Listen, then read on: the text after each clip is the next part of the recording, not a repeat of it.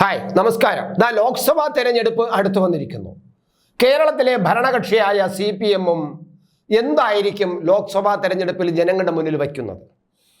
കേരളത്തിലെ ഭരണം നടത്തിക്കൊണ്ടിരിക്കുന്ന കഴിഞ്ഞ 7-7.5 വർഷമായി ഭരണം നടത്തിക്കൊണ്ടിരിക്കുന്ന ഒരു പാർട്ടി എന്തായിരിക്കും അവരുടെ ഭരണ നേട്ടങ്ങളായിട്ട് ജനങ്ങളുടെ മുന്നിൽ വോട്ട് ചോദിക്കാൻ വയ്ക്കുന്നത്? ഞാൻ ആലോചിച്ചിട്ട് ഒരു പ്രത്യേകമായിട്ടുള്ള ഒരു നേട്ടവും ഈ സർക്കാരിന്റെ കാലത്ത് ഉണ്ടായിട്ടില്ല. എന്തെങ്കിലും ഉണ്ടായിട്ടുണ്ടെങ്കിൽ മുൻ സർക്കാരിന്റെ കാലത്ത് തുടങ്ങിയതും അതിൻ്റെ പൂർത്തീകരണം ചിലതൊക്കെ, അതും എല്ലാം പൂർത്തിയായിട്ടില്ല.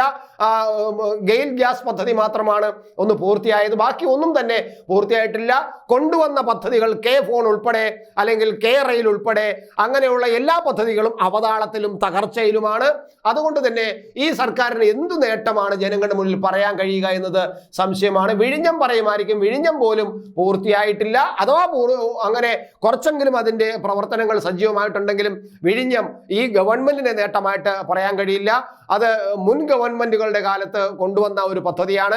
അങ്ങനെയുള്ള സ്വന്തം പദ്ധതികളൊന്നും തന്നെ കൊണ്ടുവന്ന് കേരളത്തിലെ ജനങ്ങളുടെ താല്പര്യങ്ങൾക്ക് വേണ്ടി മുന്നോട്ട് വയ്ക്കാൻ ഈ സർക്കാരിന് കഴിഞ്ഞിട്ടില്ല. അപ്പോൾ പിന്നെ ഈ ഗവൺമെന്റ്, അതല്ലെങ്കിൽ പിണറായി വിജയന്റെ കൂട്ടുകാരും ഒക്കെ എന്തായിരിക്കും ജനങ്ങളിൽ വയ്ക്കുന്ന ആകെ ഒന്നുള്ളത് കേന്ദ്ര വിരുദ്ധത പ്രചരിപ്പിക്കുക എന്നുള്ളതാണ്. അതുകൊണ്ടാണല്ലോ ഇപ്പോൾ പ്രതിപക്ഷത്തേക്ക് ഇന്നലെ വരെ പ്രതിപക്ഷത്തെ അടിച്ചൊതുക്കി ഇന്നലെ ഇപ്പോഴും നടന്നുകൊണ്ടിരിക്കുന്നത്.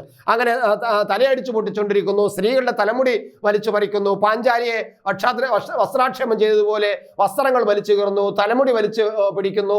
ഇതെല്ലാം കണ്ടുകൊണ്ടിരിക്കുമ്പോഴാണ് ഇപ്പോൾ പെട്ടെന്ന് ഒരു ബോധമുണ്ടായത്, ഗവൺമെന്റ് ഇങ്ങനെ പോയാൽ ഒക്കില്ല, ഇതാ ലോക്സഭ വരുന്നു, നമുക്ക് പ്രതിപക്ഷത്തിന് ഒന്ന് പൂശി കൂടെ നിർത്തണം. അങ്ങനെ പ്രതിപക്ഷത്തിനെ വിളിക്കുന്നു യോഗത്തിന്. പ്രതിപക്ഷം പോയിട്ട് പറഞ്ഞു, ഞങ്ങൾ ഒരുമിച്ച് സമരം ചെയ്യണ കാര്യമൊക്കെ പിന്നീട് ആലോചിക്കാം, നിങ്ങൾ നിങ്ങളുടെ കാര്യങ്ങൾ തീരുമാനിക്കൂ, ഞങ്ങൾ ആലോചിച്ചിട്ട് പറയാം എന്നൊക്കെ പറഞ്ഞു. അപ്പൊ കേന്ദ്ര വിരുദ്ധത പറയാൻ വേണ്ടിയിട്ടാണ് ഇപ്പോൾ രണ്ടാമത് ഈ സർക്കാരിന് മുന്നിലുള്ള ആകപ്പാടെ ലോക്സഭാ തെരഞ്ഞെടുപ്പ് മുന്നോട്ട് വയ്ക്കാനുള്ള ഒരു പ്രധാന പ്രശ്നം.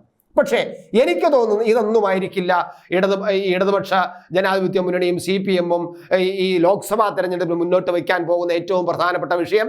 മിക്കവാറും അത് ഹമാസ് വിഷയം തന്നെയായിരിക്കും, ഇസ്രയേൽ ഹമാസ് യുദ്ധം തന്നെയായിരിക്കും CPM മുന്നോട്ട് വയ്ക്കുന്നത്. അത് പ്രധാനമായിട്ടും വടക്കൻ കേരളത്തിൽ മലബാർ പ്രദേശത്ത് ഇവർ മറ്റ് കേന്ദ്രവിരുദ്ധത പോലും പറയില്ല. മിക്കവാറും അവിടെ പ്രചരിപ്പിക്കാൻ പോകുന്നത് ഈ ഹമാസ് വിഷയം തന്നെയായിരിക്കും.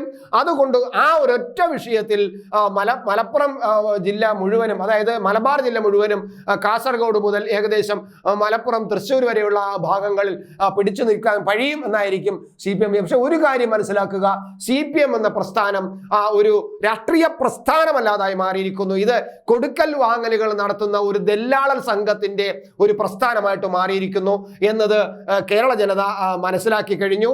മാത്രമല്ല, കേരള ജനതയെ ഇങ്ങനെ ശവമാക്കി മാറ്റിക്കൊണ്ട്, അതായത് യാതൊരു പ്രതികരണ ശേഷിയുമില്ലാത്ത വെറും ഒരു ശവങ്ങളെ പോലെ നിൽക്കുന്ന, പ്രബുദ്ധരെന്ന് പറയുന്നെങ്കിലും വെറും ഒരു ശവങ്ങളെ പോലെ നിൽക്കുന്ന ഒരു സമൂഹമാക്കി കേരള സമൂഹത്തെ ഇല്ലാതാക്കി വച്ചിട്ട്, അതുകൊണ്ടാണല്ലോ ഇവർക്ക് ഈ എന്തു പറയാം, ഈ യാത്ര മുഴുവനും നടത്തേണ്ടി വന്നത്. ഈ യാത്ര എങ്ങനെയുള്ള യാത്രയായിരുന്നു?